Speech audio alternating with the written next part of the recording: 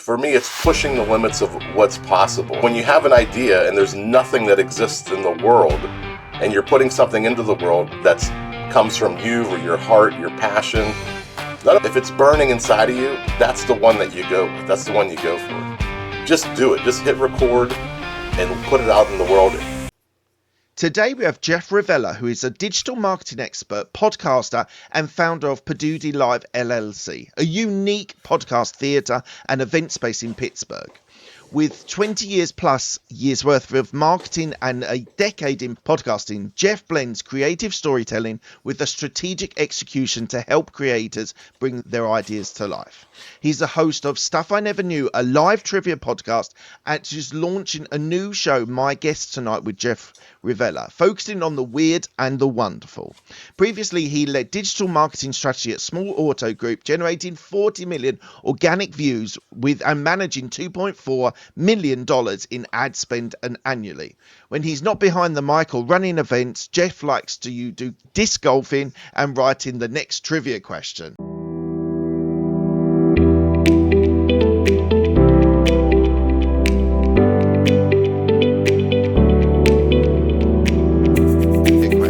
Hey Jeff, how are you today? I'm doing great. Thank you so much for having me here today. Absolute pleasure. Thank you so much for being here. We're really excited so Poduty is an interesting concept of hosting live, also physical events. So I'm going to be really interested to hear how you're doing that. I also did my own live show for my 500th episode. So maybe we can talk about that as well. That was a very enjoyable and difficult, but very challenging, but very enjoyable experience. I'm going to love to hear about that. I can tell you, yeah. But as with all of my podcasts, the first question I ask all of my guests is, what does a business mindset mean to you?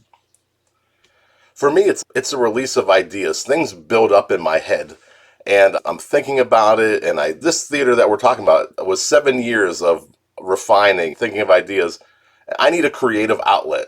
So for me, it's managing my creativity. For me, it's pushing the limits of what's possible. When you have an idea and there's nothing that exists in the world, and you're putting something into the world that comes from you or your heart, your passion, not only are you putting it there, but then you're constantly tinkering and making it better and testing and seeing what the data shows you.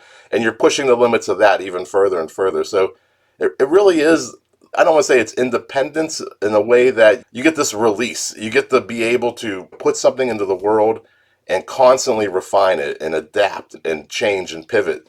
And that's really what you get when you have your own business. You are all in on all things. You've got to control the accounting, the expenses, the production, booking shows. And you find little systems and you let your brain just release. You can control things and come up with new creative ideas. So creativity is an interesting answer. We don't often get that answer, to be honest. And so I just want to explore that a little bit further. Would you describe yourself as a creative person? I would consider myself, like a lot of entrepreneurs, an idea person. I love up with the ideas, sticking with them. Before this, I was one of the first mail order online skateboard shops back in 2001. And that was an idea that was in my head. I was 20. I was like, I could sell skateboards out of my parents' basement. And people would come to my parents' house all hours of the night. My neighbors probably wondered what I was selling out of the basement. But then that grew into a mail order company, and the same type of thing. You're pushing the boundaries of how do I get skateboards to Italy and how do I get skateboards to Canada? And you start shipping things all over the world because you're just you're creatively solving these little problems. And I think we underestimate how creative entrepreneurs are, especially when you're very resourceful and I'm very bootstrapped with a lot of the things I do. I want to see how much can I do with how little resources I can use. I think that's a really interesting angle of entrepreneurship, the creativity, the creating of ideas and then being able to implement. Often people with great ideas have trouble implementing, like they don't the detail. Is that you? I would say that was me for a good portion, but when I do finally execute, I've had other ideas between the skate shop that closed in 2008 and this theater that's opened in 2024. I've had a lot of other little things, and I probably tell people about them, but you're right. I don't execute on all of them. This thing was a fire inside of me. So was that skate shop. That was a fire inside of me that just burned and burned. But I do. Just like a lot of entrepreneurs, I have hundreds of ideas. And then if I'm at a place, I start breaking down their business model in my head. Okay, they're selling meatball subs. What's a meatball cost? 30 cents. And then you got the bread cost, and then the food truck, they probably got $1,500 in maintenance every month. They're probably clearing about $4 or $5 grand. Because you start thinking about, I break down all these other business ideas, but it's the ones that really light the fire that I say, if it's more than just that idea, like that's a new design for a plunger that you don't know if you can even make it work or not. If it's burning inside of you, that's the one that you go with. That's the one you go for. Yeah. That's amazing. Yeah. Great answer. Tell me one thing about your upbringing which reflects on who you are today. Oh, I grew up in the 90s. I'm a 70s kid, so my teenage years were the late 80s, the early 90s, and I fell in love with skateboarding. I fell in love with punk rock. So there's a lot of this independent DIY mentality that just runs through my brains. Even my business model is completely DIY focused and independent. Like, I want to support the creators, and I want to see new creators come into the market and not be burdened by expenses and worry about all the structure that you're going to mention on your 500th episode, all those things that you had to go through to get a show set up. So that DIY mentality, and I'm a little bit old, like old school punk rock kid. That skateboarding, like skateboarding is as freedom of expression as you can get. That board, there's no rules.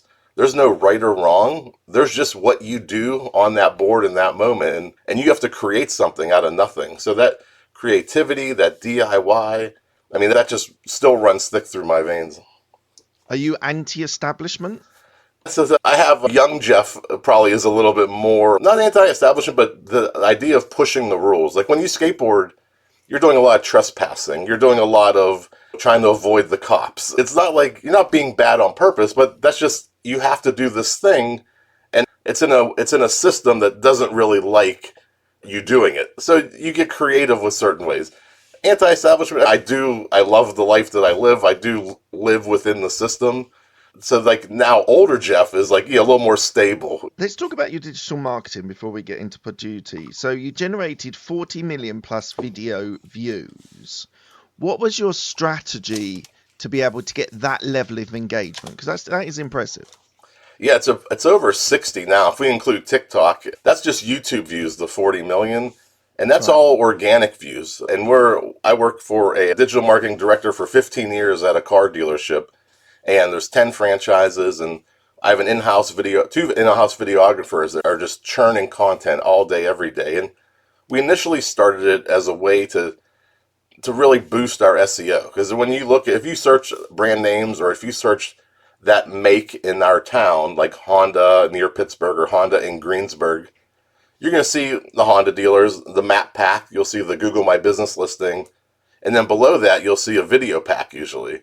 And we usually just dominate the video pack. So you might, if someone searches our name especially, it's our name, our map listing, then a bunch of videos, and then more pages of us. So initially it was an SEO play back in 2013, 2014, and we kept building it. And we were doing normal car video stuff back then. We're family owned and operated, greatest prices in town, largest selection. Nobody watches those videos on YouTube. And then about 2014, we said, hey, what if we just show people the cup holders and how you open the door and how the seats fold down and how much room you need to open the hatchback. And instantly, overnight, hockey stick growth. Like, I've never seen anything like that. And it just took off. Nobody was doing that in 2014 on YouTube. They're just uploading their commercials. I'm competing against car dealers' commercials. And we grew and grew that to the point where I want to say it was about 2021, YouTube announced that no matter whether you're opted in to be monetized, they're going to run commercials on every video. And you used to be able to turn off commercials on your video. Yeah. I think you can do that now when you are monetized. But I was like, hey, we have these 40 million views, and with our main goal being, let's be the best Honda dealer in this town. And we can prove that through content. But 90% of those views aren't in our backyard. They're global. So my theory was, if Google's going to run ads on my videos no matter what, and 90% of them aren't in my backyard, they're just going to be pocketing money off of the 90%. All 10 of our dealerships are opted in and in the ads program. We bring in 3 to 4 grand a month just from playing those videos all around the world, which we feed back into getting new equipment and going to conferences and training. And whatever we want to do, we have a little fund that we can play with to make more videos, to sell more cars, to get more views, to the cycle just keeps growing and growing. It's amazing.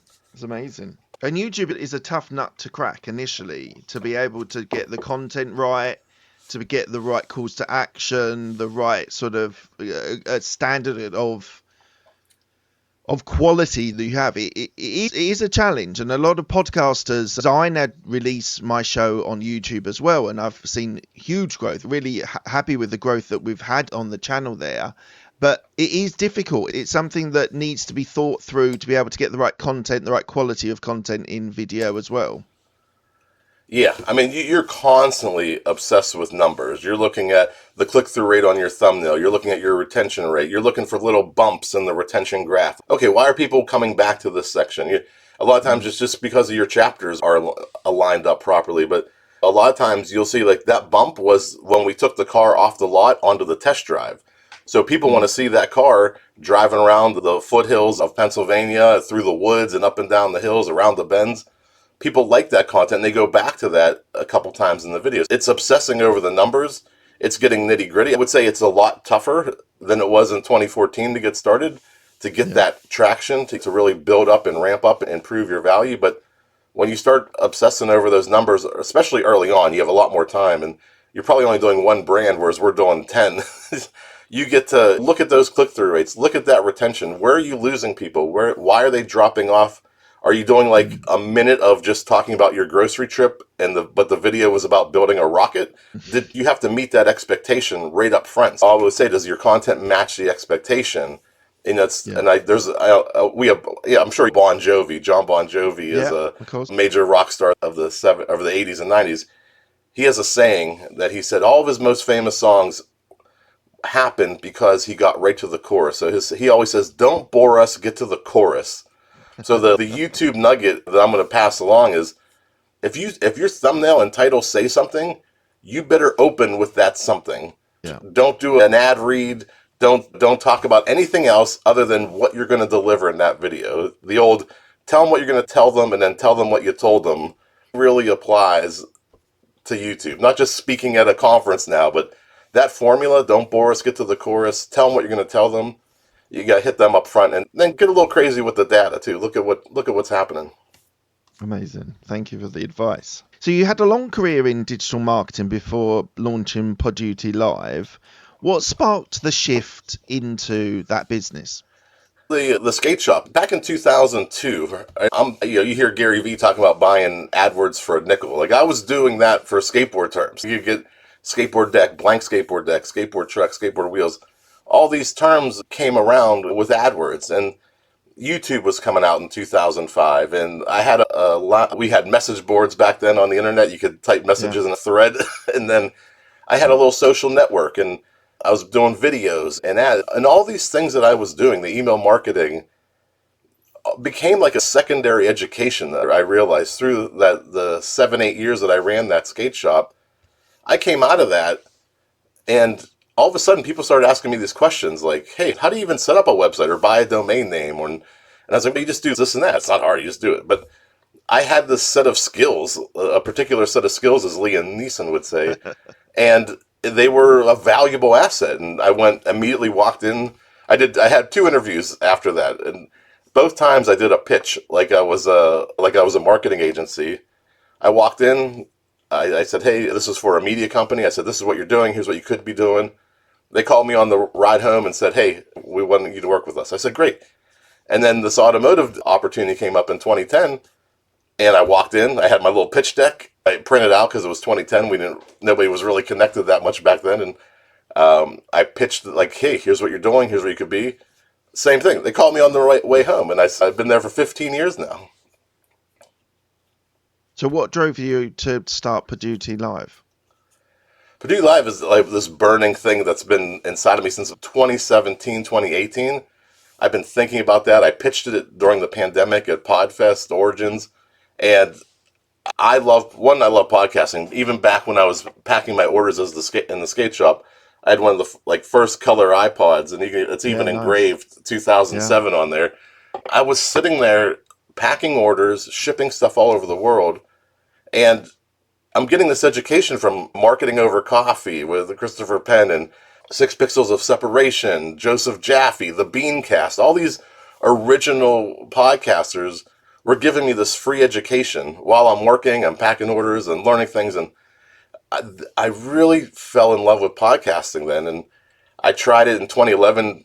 I didn't even know what an RSS feed was then. I tried it on a blogging platform called Typeform or Typepad, I think. And it was at Typeform the exists, yeah. yeah, no, I think it's Typepad. It was Okay. like a paid WordPress competitor at the time. Okay. And it wasn't until 2015, and this is really the roots of Poduty. There was a platform that came around for about 2 years called Blab. And the internet's kind of divided. You were either there for Blab or you weren't. And Blab was one of these first four in the box live streaming services where Okay. you could go live, and it had this incredible social element where within 30 seconds it would send their network to the new shows that just launched. So I could open a show and then I'd have 30 people watching the trivia show. So the trivia show became this way to connect with the world and really push the limits of what a podcast could be, because it also back then recorded it. You could download it, extract the audio, and it became a podcast. But it showed me that podcasting doesn't just have to be me here in my home studio. It could be the social event. It could be much bigger than a recording, uploading an MP3 file, and then coming back in 7 days and looking at your 7 day download numbers. There's more to this. There's a lot more we can expand. And yeah, I've always, since 2015, have done a video podcast and then taken the audio and gotten, that's Hold become up, the, 2015 you were doing video I podcasting? started, the stuff I never knew Wow. started as a video podcast. But Wow, that's incredible.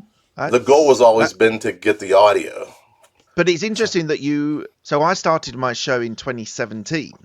So I've been doing this a while myself, but it was very much a microphone and click record, like initially just solo stuff as well as, and then it evolved into interviews. So I find that really fascinating that you were well ahead of the curve of video podcasting, because it's only really now that YouTube has become such a major player in the podcasting world that people are flocking to it. So what did you see that no one else saw? I think some of it I fell into that situation. Like I fell into Blab, and I tried there are other platforms like Appear and Google Hangouts, but I like I said, I think podcasting is bigger than just audio. And I'm still an old school guy. I will say a podcast is an MP3 file distributed by Feed the podcast. I still believe that in my heart of hearts. However, it can be much more with social media. There's video aspect with YouTube. There's video aspect, and if Yeah. it doesn't take much more to add the video, because if you add Mm. the video right and you're getting good audio, you're going to naturally be able to extract that audio for a podcast. And that was Yeah, of primary course. goal one. And then you have this extra asset that you can play with. You can chop up into clips. But because I saw the community element, because I saw that podcasts could bring people together, it could be a social event, it could be like a little small party. We could be having a good time and experiencing it together, as opposed to most people consume podcasts maybe on their morning commute, maybe while they're working Mm. out or walking the Mm. dog. They're all alone, right? Everybody's listening to podcasts by themselves or passively in the Mm. background. Yeah. But when you bring people together, just like a comedian at a comedy club or a musician at a bar or a band, people come out for those type of events. I really think where we're heading in podcasting, because we've seen the evolution from just audio to video, and now you're seeing major stars, comedians, these large people drawing large audiences. They're starting to take their podcasts to arenas, to large theaters. So we see this change happening. But the problem that I'm trying to solve is you and I are in home studios right now, and these comedians are filling up, say, Madison Square Garden in New York City. Yeah. What's the in between? How are we evolving to get to those 20,000 seat arenas? There's no middle ground. Yeah. So as these shows get bigger and fill these arenas and theaters, people aren't going to keep doing $100 ticket for a 60-minute show. There's a value loss at some point. And then somebody else, okay, what if I have an opening act, an opening podcast like musicians do when they come to town? You don't just see the headlining band, you 2 or 3 other bands opening for them. So I think as these podcasts evolve in these larger venues, they're going to need to deliver more value when people come to see them. So there needs to be different sets and opening acts and things that'll pop in and out, just like musicians do it. And we need to prepare for that talent for that stage now, because it has to evolve the way that everything else is. Like comedians always have opening acts. Bands always have opening acts. That's going to happen with podcasting too. They're going to have to deliver more value for that ticket price. So you asked about my 500th show. I recorded it just over a year ago. I found a old BBC converted studios, and they've turned it into theatres. And I very much wanted a theatre feel rather than a corporate event and you got the rows of shows. I wanted it to feel like a cinema or a sort of theatre feel. So we found a place locally. We did all the setup, and you say interestingly, because I wanted to make it a night, not just of the podcast, to have an entertainment element to it as well. So we had a band to warm everyone up. We had 4 interviews. I did have a magician that was going to perform. Unfortunately, he had to drop out on the day. His wife, her shoulder, so she was in hospital. So it was very much an idea of creating a night, an entertainment night. Yes, there was an element that I wanted to record the podcast so I could release it on my show, but it was very much for the live audience to enjoy just as much as it was a packaged podcast and YouTube channel show. Yeah, it was like, and as you say, it was that in between. It wasn't a Madison Square Garden or an O2 in London. It was very much that middle ground where we had, I think it was like 125 seats. We got about 80 people to show up. It was a great night out. I had a lot of fun. It was a lot of work, but something that I'll never forget. And it was a great way to celebrate 500 episodes. So how do you help people when they are looking to bridge their show into a live engaged audience as well? Yeah, it's this nice little sweet middle ground, right? It isn't quite your regular show that you do all the time. It is, like you said, it's a celebration. Like, maybe I'll have house regulars that come in monthly or maybe weekly. Like you have a house band, you have a house podcast. But I want this to be like, okay, you record 4 shows a month, maybe every 3 months, quarterly, a year. Let's bring your show to the stage. Let's bring your fans in. We'll have a night out, and we'll have a celebration. And you're asking me, how do I help people do this? Right? You probably had a lot of contracts you had to sign, a lot of deposit to make, and to get your event set up. Because I have everything set up behind me, for those of you who are watching the video, stage and the rows of chairs, you come in on the day of the show. When any kind of setup we need to do, if you want to bring in your own set, you want to bring in that, we'll handle all that. We build you a landing page for the event. We will record the event, give you back the recording. We take no ownership over the recording. We'll handle all the ticket sales for you. And at the end of the night, we sit down, we go over we tally everything up. I show you the dashboard that powers the whole system.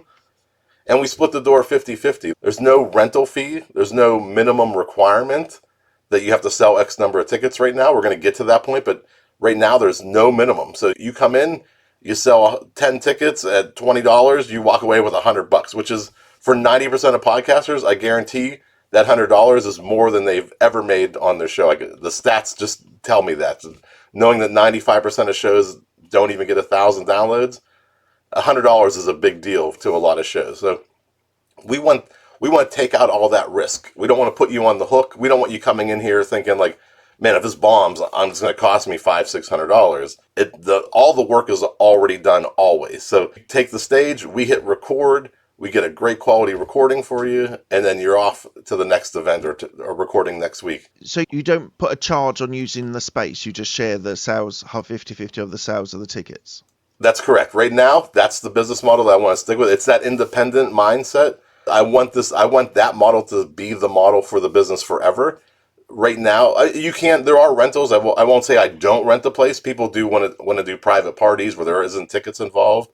But for the business model for the podcasters, even you mentioned a magician. I have a magician coming in 2 weeks. Same deal.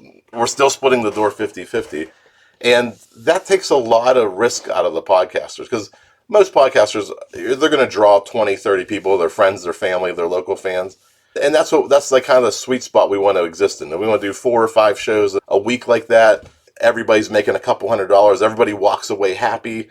Like it's a good system, a good environment to build and create and be to work together. Because it's not just. Let me just remind you too. This is built for live streaming too. So it's not just the 40 seats that's around the stage that we're trying to sell. We have a whole virtual ticket that you can watch from anywhere in the world. So when you take that stage, your fans in Pittsburgh aren't just going to watch, but your fans from Portland, Oregon to Portland, Maine, they can watch the show too. So now the seating capacity of this little tiny theater is truly unlimited. Yeah, I wish I'd done that. It was something that I was thinking about doing, but I didn't have the sort of people to support that sort of live streaming element as well. I thought that would be quite fun as well. This is going to be quite a direct question, but I mean it with how do you make money on this if you're selling maybe 20, 30 tickets for an event and they're charging what, 10, 15, $20 a pop? How are you making money? Yeah, it's a volume-based model, right? As this thing scales, as this thing ramps up, not every event is a $10 ticket. We have like energy work coming in that's a $77 ticket. We do consulting. Okay. We're working on improv classes that are $100 tickets. For what I was talking about here, just the podcasts, these fun little night outs like you were doing for your 500 show, like those little tiny events, like a podcaster can't take on that burden. But we can structure this in a way that if I do 10 of those a month, and maybe that's 3, 4, 5 grand of revenue over the course of the month from these little tiny events, that's okay. That's what I want, because I want to be with them when they're young in their infancy stage, so that as they grow, maybe they do 20 tickets this time, but then their live stream presence starts to build, and they do 50 tickets the next time. Yeah. That model, if we buy into that model of 50-50, that gets very lucrative for both parties as that thing scales, right? As they get to 100, 200 tickets, now we're in some serious coin. Yeah, good. Yeah, makes sense. What's the secret of keeping live and virtual audiences engaged? Because I found it, so I did an intro myself, which was about a 9-minute intro, which was just welcoming everyone there. I was so nervous. It was just like, it was so impactful. But then I started doing the interviews and having the conversations, and I just went into podcast mode, in podcast interviewer mode, and everything calmed down. But how do you do any sort of help with people that have never done it before? What's the secret for people to get that engaged audience buying into what you're doing? Yeah, there's two parts to what I do. One is we walk through the show together, and I ask them to outline the show. I said, the worst case scenario, you fall back on your outline, and this is the order that the show is going to happen in. So they come in knowing the structure of the show and the structure of the event. And the other thing I say, hey, in the history of the world, there's never been a perfect live performance. There's never been a perfect live show. You're going to stumble over words. You might forget where you're talking about. The only thing you have to do is keep the show moving. If you make a mistake, guess what? The audience doesn't know. All those imperfect shows that have happened throughout history, the audience never knew that anybody on that stage made a mistake. All they know is that's part of the show.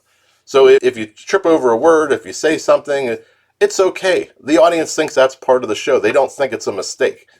You just keep it moving. If you make a big deal about it, you throw the microphone, this thing, I hate this, the son of a, and you start flipping out, then they know, like, uh-oh, this is not great entertainment. But play off of the mistakes. Be silly about it. If something silly goes wrong, like we have these new black chairs that are like little lounge chairs. If you sit in them too hard, they make a flatulent noise. So I warn, don't sit too hard in those chairs right now. They're still breaking in. But those little silly things embrace them because they only ever happen in that moment. Yeah. You can only make a mistake in the moment. You can either just keep going and it just like it never happened. You can either embrace it and make it part of the show and make the audience laugh, or you can blow up. And you don't want to blow up and let people know you made a mistake. The goal is to just keep the show moving. If you run short because maybe you're like, oh, I skipped over that, that's okay. Nobody knows. You save that bit for next time. You'll get it on the next show. Yeah, amazing. So tell me about your new show.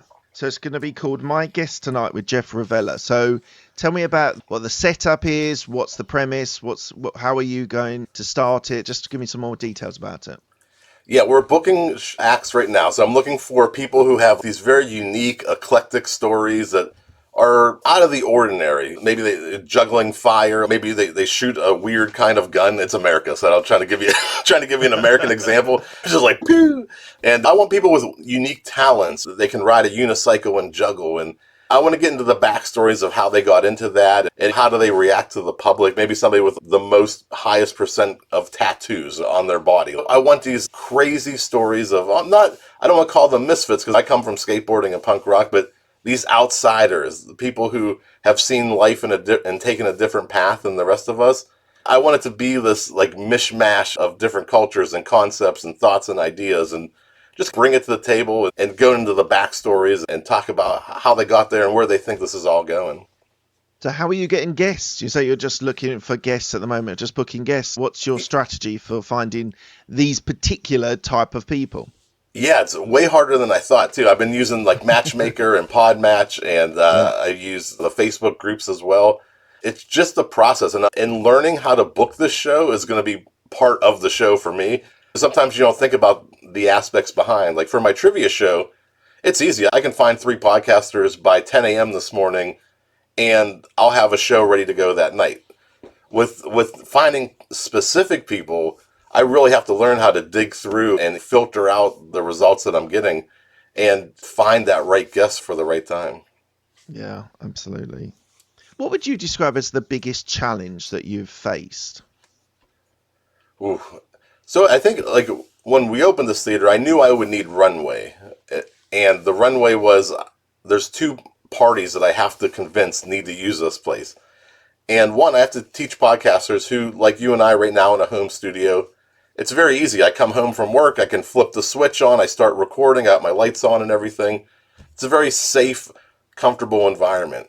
A live environment isn't like this, right? You're taking the stage, you're not using your equipment, you're trusting the producer.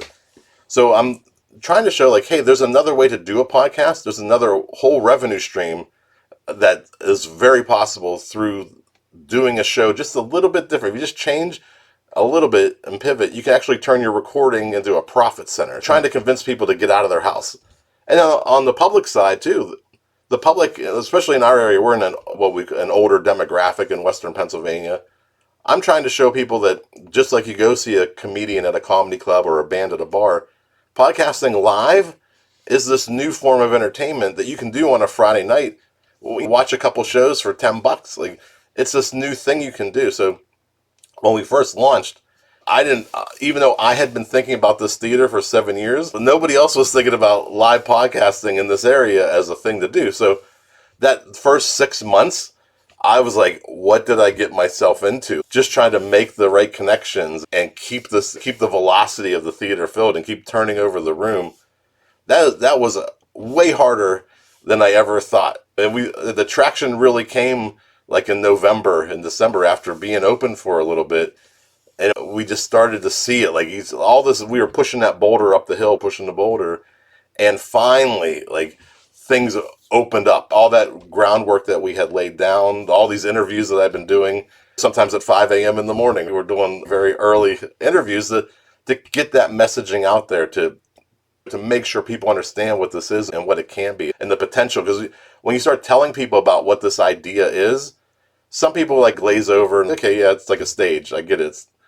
But then you see people who really get it, and while they're talking to you, they're like, could you also do this? Could you do this? They start people rattling off ideas when they understand this is a blank canvas. I don't want to say for printing money, but like This is a way that this is something you can access to deliver some sort of entertainment form without any huge event production or value, like investment to get to this point. You can just take the stage and you now have a show that you can create. And what's your marketing channels? How have you been able to find the podcasters and the people to do these live shows? Yeah, outreach. I have a whole spreadsheet. All the people, all the Pittsburgh. I have every Pittsburgh podcast, I think, on a spreadsheet. I've been paid ads. I do a lot of paid ads on Facebook, Instagram, and I'm just trying that repetition. I just want to show people what this thing is and what it can be and what you can do here and how much fun you can have being on stage performing in front of your local friends and family. Amazing. What would you say your risk appetite is? Well, it's a lot less than it used to be. I'm almost 50 now, and so I have a family, I got kids, I got a house, I got a mortgage, I got a car. I don't want to get crazy. This is a great level of risk for me. I'm in an area that the rent is priced right, utilities are still low. So it's worst case scenario, it's a hobby. It's a very expensive hobby. Best case scenario is we're going on vacation 2 or 3 times a year with the family. I don't want to take giant leaps. Like I wouldn't have gone to a place that holds 300 seats. I don't think that's completely necessary.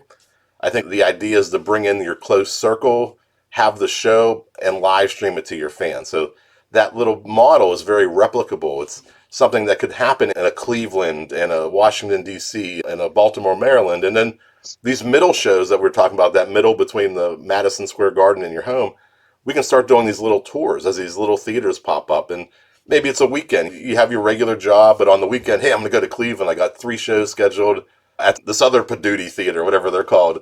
And you can. So is the plan to get more of these Poduty Live events in different cities? Yeah, this is obviously the prototype model. The big idea is, how did I put all this together? The software that's used, and package that, proprietary software, and then open the Poduty Cleveland, Poduty Kentucky, Nice. whatever it is, and have these little network, just like I keep going back to the comedy club model, but it's very similar. Yeah. That you have the improvs and the comedy clubs that kind of franchise across the country, that comedians plug into that system, and then boom, boom, they got 20 dates scheduled. How many seats does your place hold at the moment? This is 40 capacity at this place, and everything is C-shaped, wrapped around the stage. So more than 3 rows away from the stage. And the goal was, there's a comedian, Todd Glass, that one time talked about the perfect theater. And he said he wanted it to be pitch black, and there would just be a black curtain on the back wall, and he would pop out through the back, and just one single spotlight would be on the comedian. He couldn't see anybody, and they could only see him. And so when I turn down the lights, you can see a little bit here, that really your whole attention is drawn to that stage, and you're only 3 rows away. And what he was talking about was that audience could only be focused on him. And when I mentioned, when you listen to a podcast in your earbuds or on your morning commute, you feel like you're in the room with that podcaster. Small little intimate theater is really designed to replicate that feeling you get when you listen to a podcast, just the audio. But now you're seeing it, right? You're seeing how the sausage is made. You're seeing how that host reacts in the moment, how they think about what they're going to say next, the reactions on their face when they're saying things. You get this whole other element that you don't get with just an audio podcast. And I will say to you, there is something very scary about the lights go down in the audience and the lights just come on you, and there is something very unnerving in the fact that you can't see the audience. Now, I I tapped into it, and actually I forgot. No, I didn't forget they were there, but I didn't pay attention to the audience that much, apart from the solo stuff that I was doing, the intros and the outro stuff. But there is something eerily weird about knowing there's people out there and you can't see any of their reactions, and the lights are just shone on you. Yeah, that's performing. And just like hosting a podcast, your first episode isn't as good as your 10th, and your 10th isn't as good as your 100th, because we talk about when you host a podcast, it is like training a muscle, right? The more you do it, the stronger it gets. The more you're on a microphone, the more you understand position, where you should be talking to, the more you understand to not say the ums and the uhs because you have to edit those out. You Yeah. learn the skill set by hosting, and then you do the same thing by being on stage. The same type of thing happens when you're in front of people 100 times, 200 times. It just becomes conversation. It just becomes you goofing around. A lot of times I just try to find 2 or 3 people that I met before, because I'm only looking for 40 people, but somebody I know, and then I can direct certain jokes to them, and I know that joke is bigger than just the relationship between the two of us, but connecting with one person at a time sometimes is a way to calm down and to get bigger laughs than you would have trying to hold down the show yourself. Yeah. Have you done any shows yourself? I do the trivia show live. I just you did do the it other live show as that well? I'm launching, Poduty in the News, which is a live news show about live news podcasting. I'm trying something new, doing a live show for podcasting about live podcasting news while recording it live in front of an audience. So that's a new thing that I'm trying out. I just did the first episode on Saturday, and it went pretty well. A little rough, but it's episode 1. I've never Yeah. hosted a news show, and I've never read off a teleprompter. So I'm doing it's like part news, part commentary, but I'm still like meticulous or methodical in my reading and delivery of the news. So I'll get a little bit looser. We'll see how episode goes. Yeah, exactly. A new podcast and they're looking for advice or like how to get started. I always say release 50 episodes and then come back to me. Obviously, I do support if they've got any specific questions, but the whole premise is do 50 episodes, do a year's worth of content, and then come back to me, because you need to make mistakes, you need to evolve, you need to get better at asking questions, you need to be better at knowing what the messages you want, you need to get more comfortable in front of the microphone and the camera. I always say to people, like, do 50 episodes and come back and then let's talk, because that first year of evolution as a podcaster is massive, and you've got to make mistakes, and you've got to work out your style, the way you communicate. Yeah, I always say to people, like, do a decent chunk of shows, because most people give up at under 50 episodes. Oh, yeah. Sadly, most people can't keep up with the schedule, or lose interest, or lose motivation. How many shows have you done for the trivia show? The trivia, the last 70, we actually slowed down the production, but they're produced for television. So if you're in the Western Pennsylvania area, that 4 in the Box trivia game is also airing on local television. Amazing. That one's approaching on 200. The other shows I have some that, like you mentioned, that you start and you're like, yeah, I don't love them as much as I thought I do. And it's hard. It is hard to get to that first 50, the first 100 especially. And it's a milestone and a celebration when you achieve it. 100%, 100%. Look, we're coming to the end of the interview. I ask the same 6 questions to all of my guests. Quick fire questions. They don't need a quick fire answer. First question is, what's the best decision that you've made? Man, in my whole life, I love what I'm doing here.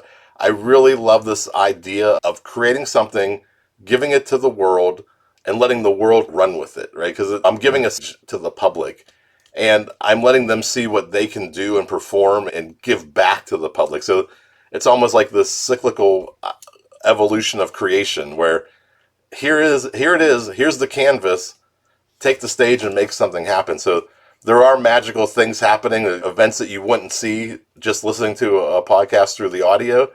So I'm really excited for this and where it's going to go.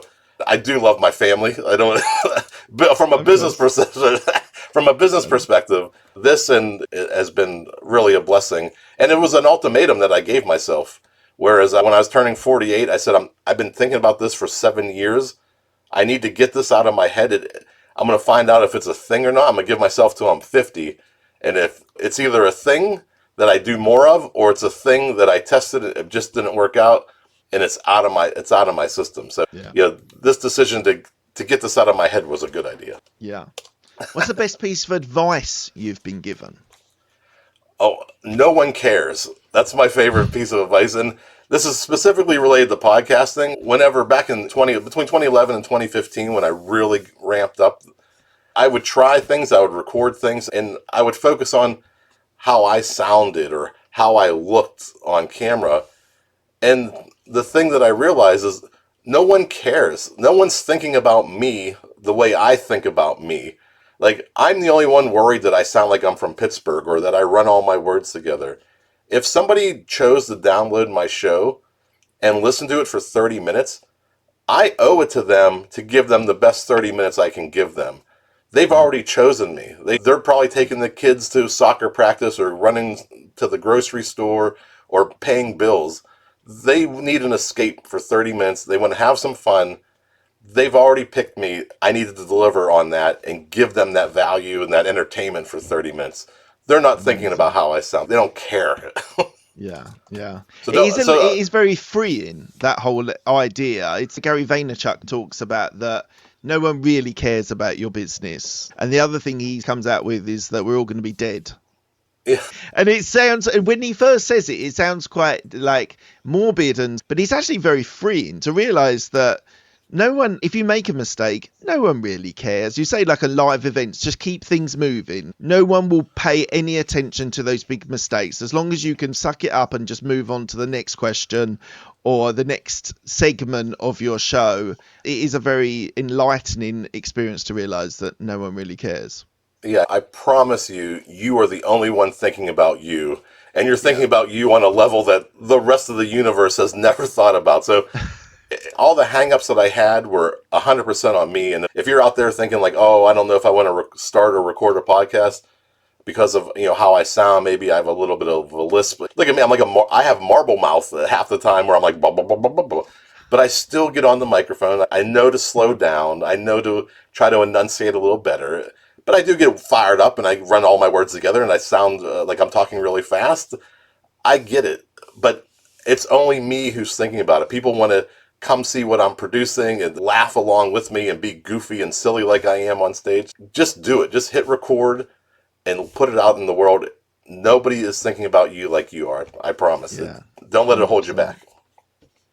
Who's the person that's helped you most in your career? Whew. I do a lot of stuff independent, so I don't want to say like I don't want that to sound like egotistical. A lot of the podcasts that I listen to, and I don't want to just put it on one person, but those early podcasts really influenced what media could be. And even I don't follow Gary Vee that much, but all the things that you just said, I realized, hey, I am doing these things like he's doing it in some sort of weird way. He's had some influence on me that really just pushed the boundaries, pushed those limits. I don't know if I have anybody specific off the top of my head. Mm, no, my father certainly he spent 20 years as a band, and then he had a recording studio.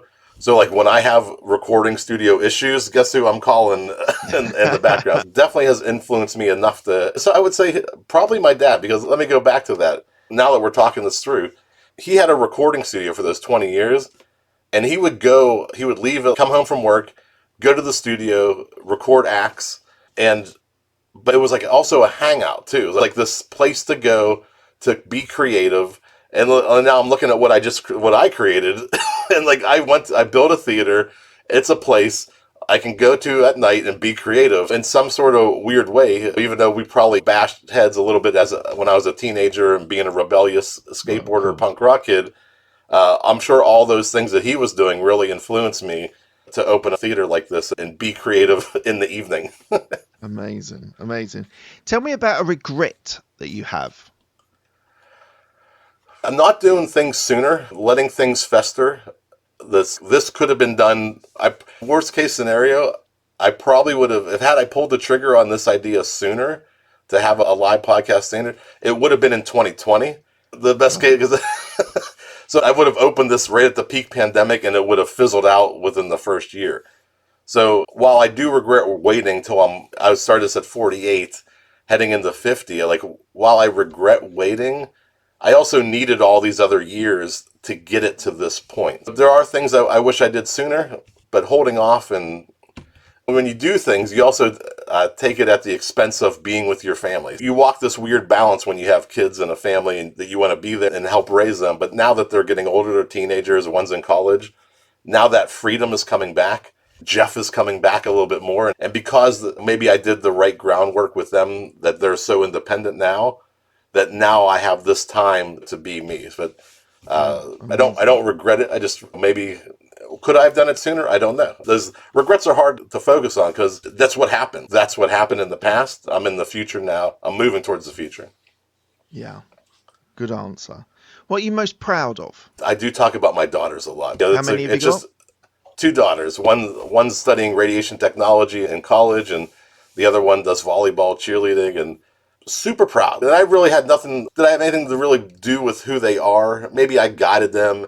I know they laugh a lot and they kid around a lot, but they always want to excel at what they do. They always they're great students. They're great athletes, and I'm very proud of that. I just sit back. I tell everybody about them, but I also respect that they are them. Like they are who they are because that's who they are. I had some sort of part in them, but they are just incredible people and completely different from my wife and I. They don't do things like we did when we were kids, but the 80s and 90s were a different time. Yeah, it was. But So they're I was like, born 80. I was born 1980. And so, yeah, so like mid to late 80s and early 90s were my era. And it was chaos. it really was. The one thing that I think, just going off subject just for a minute, no social media, I think was massive. And Yeah. if you cocked up and did something wrong, like going out on an evening, your mates would know, and that like your sort of outer circle of your mates would know. But now the whole world knows whether you've done something stupid. That's what I think is harder for kids these days than it was in the 80s and 90s. Next question, Jeff. Tell me one thing about you. Tell me something about you that most people don't know about.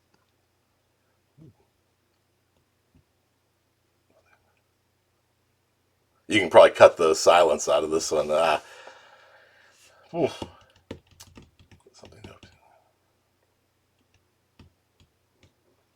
I'm turning 50. I just bought a skateboard again so I could get back on the board after 20 years. Maybe that's a midlife crisis thing. I probably do.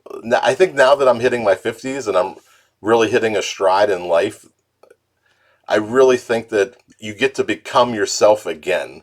Like when you get married, when you have kids, when you're going through the hustle and bustle of building up this family life, you do have to give up part of yourself.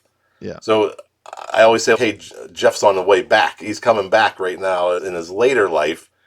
And some of that I do miss, being younger and having that freedom, and a paycheck comes in and you can go on vacation. You just leave the town for a weekend, right? Because you had nothing attached to you. So part of me misses young Jeff, but part of me now sees a better evolved Jeff, more refined, because I went through that family process for 20 years. Yeah. So I do want to still go back to, you asked me the questions about the skateboarding and punk rock and my anti-establishment. I don't want to get back to that level, but I do want to celebrate that independence and being myself again and really embracing all those creative things that I want to do. I'm very jealous. My kids are 9 and 11, so they're smack bang in the middle of their sort of growth into adulthood. So I am quietly looking forward to get to my 50s, my mid 50s, when the kids are completely gone. And then, as you say, you can be a little bit more like your old self rather than just being a father. Not just, but being a father is so important for your kids and for you as well, and your family and your life. But I am quietly a little bit jealous of the fact that you're getting to be a little bit more Jeff and a little bit less Dad.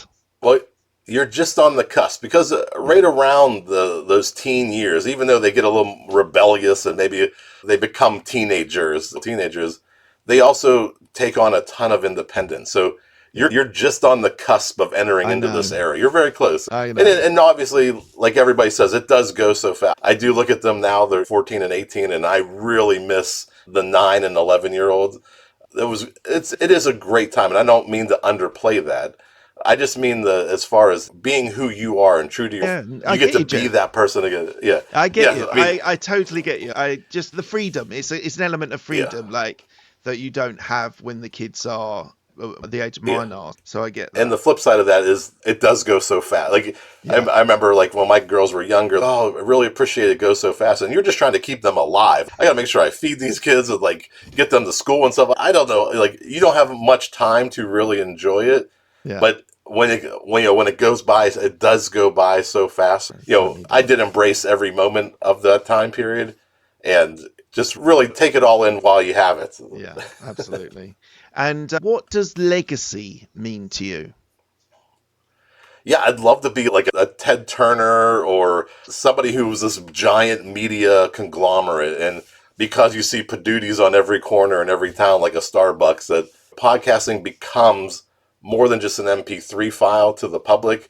Yeah. It becomes an event, a celebration, a community gathering. And I'd love to see that live on in this element of live podcasting becoming the norm, becoming the thing that people do. Yeah, amazing. And lastly, where can people find you if they want to find out more about you or reach out to you? Yeah, Poduty.com, Poduty.com, or Jeff@Poduty.com to send me an email. You can find me on LinkedIn as well, Jeff Revilla, Revilla. But the easiest way is probably just reach out to me on Poduty. Great. Thank you, Jeff. Thank you so much for your time today. It's been an absolute pleasure speaking to you and learning about you and your business. Thanks for your time. Oh, thank you so much, Mark. This has been a blast. Cheers.